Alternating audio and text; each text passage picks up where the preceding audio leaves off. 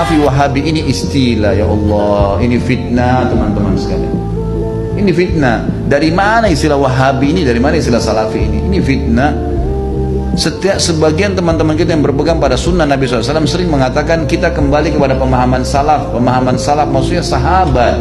Salaf itu orang terdahulu. Dikatakan pesantren salafiyah, pesantren yang dulu tradisional, gitu kan. Jadi itu pemahaman kembali kepada salaful ummah. Hanya itu. Begitu dikatakan kembali kepada salaf sahabat, oh ini kelompok salafi namanya. Nisbatkan. Dari mana ini penisbatan ini, gitu kan? Kemudian wahabi, wahabi, wahabi. Apa wahabi ini? Dari mana istilah ini? Ini keluar dari mulut orang-orang yang tidak bertanggung jawab. Kalau kita lihat cirinya orang wahabi, yang dianggap wahabi orangnya berjenggot, jalankan sunnah Nabi. Kalau sholat ke masjid, istrinya pakai tutup aurat. Ya, di rumahnya jauh dari perbuatan dosa. Ini nih kelompok nih. Diolok-olok, wahabila, wahabila. Saya pernah dimasukkan dalam grup, gitu kan. Saya lihat semuanya disatuin. Teman-teman dari semua ormas ada, termasuk nama saya masuk di situ.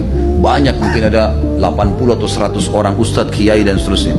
Baru saya masuk di situ saya sudah baca. Ah, ini banyak ustadz-ustadz wahabi, dimain-mainin gitu, tulisannya pakai O.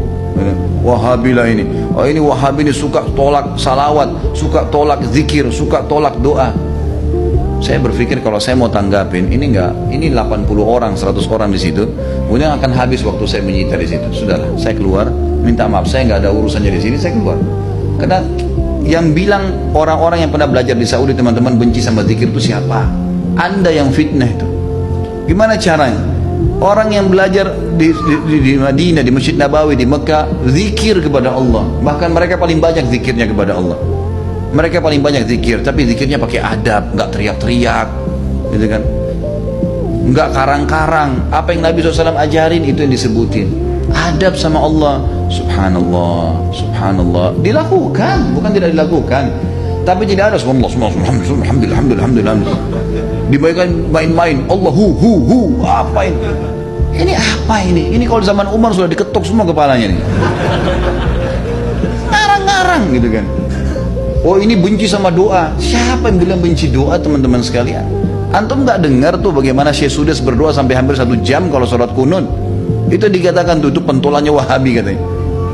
Baik, berdoa kunut 1 jam sampai orang semua pada menangis seluruh dunia, antum bilang itu wahabi?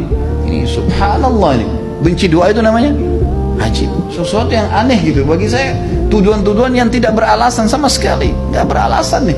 Yang penting dari Saudi wahabi, gitu kan? Saya sampai waktu mau berangkat ke Saudi, awal saya mau belajar tahun 90, teman-teman ayah saya sempat titip pesan dari kota Makassar, Khalid, nanti kamu ke Saudi, ambil ilmunya tapi jangan jadi wahabi. Baik, saya berangkat 6 bulan pertama, teman-teman sekalian, semua guru yang masuk saya ketakutan lihat.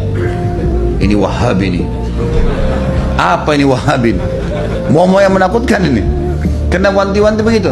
Lama-lama setelah guru masuk, setiap guru masuk di Madinah, wallahi saya bersumpah atas nama Allah, teman-teman sekalian, tidak pernah ada sebutan nama wahabi. Saya tidak pernah dengar kata-kata wahabi dari mulut mereka. Wallah, yang ada cuman qala Allah, qala Rasul. Allah berfirman, Rasulullah bersabda. Wallahi, saya sumpah di sini, di masjid ini memang begitu ajarannya.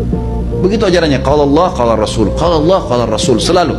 Atau diikuti dengan penjelasan Ibnu Abbas, sahabat, Ibnu Umar, sahabat. Nih pemahamannya mereka, ini pemahamannya sahabat tentang ayat ini, tentang hadis ini. Itu yang kita pelajarin. Dan kalau ada masalah fikih, didatangkan 4 madhab semua. Imam Syafi'i bilang begini, ini dalilnya. Imam Ahmad bilang begini, ini dalilnya. Imam Malik bilang begini, Abu Hanifah begini, dalilnya. Jelas, semuanya begitu. Setelah 6 bulan saya berpikir, kok saya harus takut dengan orang-orang seperti ini ilmu semua disampaikan, gitu kan? Ilmu semua. Dan bagaimana mempertemukan antara ambil ilmunya, jangan jadi wahabi. Bagaimana memahami? Saya nggak nyambung gitu. Gimana caranya? Gitu. Teman-teman sekalian, saya kasih jawaban secara akal sehat. Rasulullah SAW lahir di mana? Di Mekah. Ya, 13 tahun fase turunnya ayat-ayat Makkiyah di mana? Di Mekah. Baik, setelah itu Nabi SAW hijrah ke Madinah. Berapa tahun Nabi di Madinah? 10 tahun. Sampai meninggal kan? Kuburannya ada di sana. Demi Allah, Mekah sama Madinah markas Islam.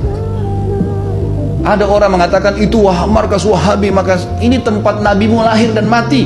Kok gimana sih?